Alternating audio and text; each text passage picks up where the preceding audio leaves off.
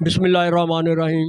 जनाब चौधरी आशिक आरई साहब, सबक चेयरमैन बल्दिया बूरेवाला, मोहतरम बुकला हजरात भाई, अंजमन ताजरान के नुमाइंदगान, मोहतरम साफ़ी भाई, मौज़ीन शहर, अस्सलाम वालेकुम।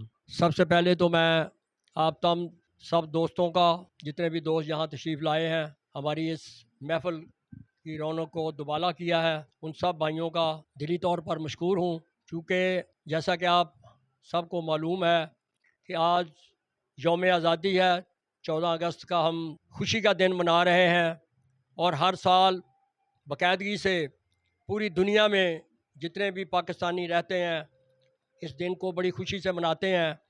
मगर इस दफ़ा मैं समझता हूँ इसका मज़ा ही और है, चूँकि इस दफ़ा हमने जो हिंदुस्तान को हमारी अफवाज ने और हमारी कौम ने सब ने मिलकर हिंदुस्तान को शिकस्त से दो चार किया है। इस वजह से इसकी रौनक हमारी 14 अगस्त की अब दुबाला हो गई है। और ये जो 14 अगस्त जिसको हम मनाते हैं, हम अपनी उस नस्ल को, अगली नस्ल को ये बताना चाहते हैं कि ये 14 अगस्त को जब पाकिस्तान आज़ाद हुआ था तो इसके लिए हमारे आबाओ अजदाद ने कितनी कुर्बानियाँ दी थीं, लाखों खून की नदियाँ बह गई थीं और हमारे आबाओ अजदाद ने कुर्बानियाँ देकर इस छोटे से खित्ते को हासिल किया था।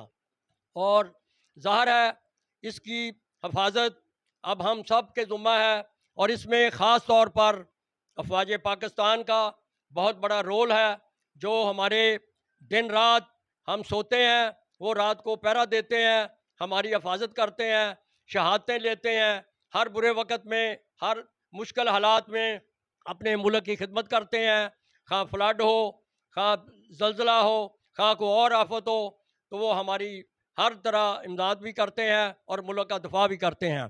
तो मैं समझता हूँ ये हमने जो इंडिया को शिकस्त दी है जंग में, इसमें हमारी मुसल्लह अफवाज का बहुत बड़ा रोल है और ख़ास कर अपने फील्ड मार्शल हाफिज़ आसम मुनीर साहब का बहुत बड़ा किरदार है, चूँकि उन्होंने ज़ेर क़यादत ये सारा जो सिलसिला शुरू हुआ था उसमें हमने कामयाबी हासिल की है। और इंशाअल्लाह ताला अब जिस तरह हमने उनको शिकस्त दी है, आइंदा कभी वो पाकिस्तान पर हमला करने का सोच भी नहीं सकता। तो मैं इन्हीं अल्फाज के साथ आप भाइयों का फिर एक शुक्रिया अदा करूँगा। पाक फ़ौज जिंदाबाद, पाकिस्तान पाइंदाबाद।